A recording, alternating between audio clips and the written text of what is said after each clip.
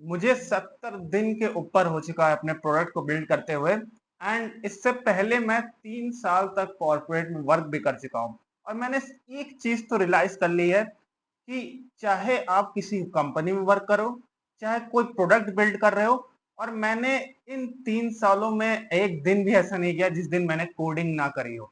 In fact आज के time में जब एआई इतना ज्यादा एडवांस कर चुका है, इनफैक्ट हम लोग बात कर रहे हैं एजेंटिक एआई की, और काफी एडवांस टाइप के कॉन्वर्जेशनल एआई की भी बात आने की, तो मुझे क्वेश्चन और आंसर ये मुझे चाहिए कंपनी से कि what is the role of DSA. In fact मेरा डीएसए भी बहुत अच्छा नहीं है, बट आज तक मुझे कोई भी ऐसी डिफिकल्टी फेस नहीं हुई किसी प्रोडक्ट को बिल्ड करने में। इनफैक्ट अगर कोई मुझे डिफिकल्टी फेस हुई भी है, तो आई थिंक डीएसए ने उस चीज को नहीं सॉल्व किया। It is more of how I have thought about the thing, और मैंने किस तरीके से होल स्ट्रक्चर को देखा है instead of solving coding question. In fact मेरे साथ के भी जो लोग हैं जिनको मैं जानता हूँ और जो मुझसे कहीं ज्यादा अच्छे हैं डीएसए में, उनको भी अगर मेरे साथ बिठा दिया जाए किसी प्रोडक्ट को बिल्ड करने में, तो मैं ये गारंटी देता हूँ कि मैं उनसे ज्यादा इनोवेटिव, उनसे ज्यादा बेटर प्रोडक्ट और बेटर स्ट्रक्चर्ड प्रोडक्ट बिल्ड करके लाऊंगा विद आर्किटेक्चर। तो द क्वेश्चन इज कि क्या एआई की हेल्प से हम लोग डीएसए को रिप्लेस कर, इनफैक्ट क्या डीएसए इतना इंपॉर्टेंट कभी था भी? द क्वेश्चन इज कि डीएसए इंपॉर्टेंट था, तब इंपॉर्टेंट था जब हमारे पास ऐसी कोई टेक्नोलॉजी नहीं अवेलेबल थी जो कि हमें ये कोडिंग के जो कॉम्प्लेक्स लॉजिकल वाली चीजें होती थी या मैनुअल वाली चीजें होती थी जो कि हमें खुद से करनी पड़ती थी, वो करना रहता था। अब हमें थिंकिंग पे खेलना है। द थिंग इज कि आज के टाइम में अगर आप कोई कॉम्प्लेक्स प्रॉब्लम फेस भी कर रहे हो, तो यू नो कि you will get the results from Stack Overflow, Google, Chat GPT, Perplexity, Gemini. So I think the companies need to shift there. I think Meta ने ये कहा भी है कि अब वो डीएसए से अपना फोकस हटा के लोगों की थिंकिंग स्किल्स, उनकी इनोवेटिव स्किल्स ऑफ प्रोग्रामिंग पे ज्यादा फोकस करेंगे।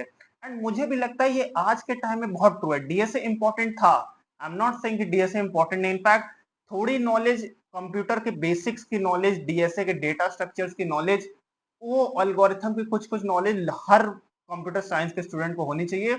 But if we say about taking interviews, about saying their selection, तो वो मुझे लगता है कि हमेशा उनके प्रोजेक्ट्स की स्किल पे होना चाहिए।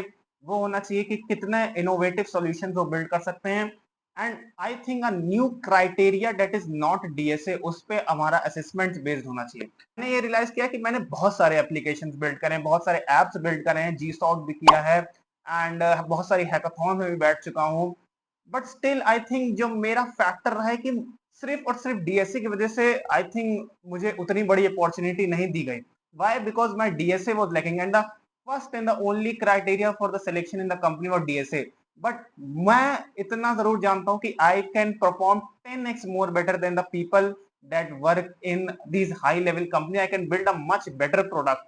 I can build it more efficiently in a more faster way, because I know कि किस तरीके से AI की कैपेबिलिटीज को मेरे टेक्निकल नॉलेज से कंबाइन करके चीजों को फास्टर, चीजों को अच्छा बिल्ड करना है। मैं ये बात नहीं कर रहा हूँ कि मैं खुद से डीएसए का हर एक कोडिंग क्वेश्चन या कोड लिखने बैठूंगा तो मैं इफिशिएंट कर पाऊंगा, ऐसा हुई। इनफैक्ट अगर जब आपके पास ऐसे टूल अवेलेबल हैं, तो आपको अपना दिमाग क्यों मारना है? I don't think it is a criteria for selecting a candidate, it's a wrong criteria for selecting a candidate.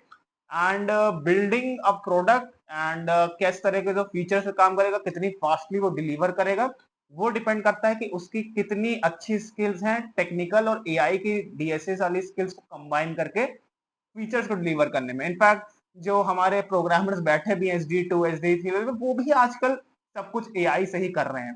कोई बैठ के खुद से सारा लॉजिक नहीं बिल्ड कर रहा है, कोई खुद से लॉजिक कोड नहीं कर रहा है। इनफैक्ट वो एआई की हेल्प लेके थोड़ा मोड़ा ट्वीक कर रहे हैं बस उसको। Most important thing we have I have learn in this whole journey कि I need to focus more on how I am thinking of building a product. मैं किस तरीके से फीचर को बिल्ड करने की अप्रोच सोचता हूँ, rather than putting my focus on solving a problem of coding question या कोड फोर्सेस पे जाके मैं बहुत ज्यादा कोडिंग करूं।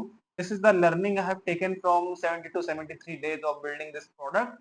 एंड अगर आपको ये जर्नी अच्छी लग रही है, अगर मेरे आपको थॉट्स सही लगते हैं, तो प्लीज मेरे चैनल को सब्सक्राइब करिएगा। एंड आई थिंक कि आप भी अपना कोई प्रोजेक्ट या स्टार्ट कर रहे हैं एंड आप भी टेक्निकल चैलेंजेस फेस करते हो, तो I think you should be taking help from resources and don't be consumed in this game कि मेरा डीएसए स्ट्रांग होना चाहिए। मैंने देखा है बहुत से लोगों को डीएसए करते करते वो जिंदगी भर डीएसए ही करते रह जाते हैं और वो कभी भी एक नए प्रोडक्ट को, नए फीचर को बिल्ड करने का इनोवेटिव क्रिएटिव वे सोच ही नहीं पाते। इस वीडियो के लिए इतना ही, मिलता हूँ मैं कल आपसे एक नई वीडियो में, तब तक के लिए अपना ध्यान रखिए।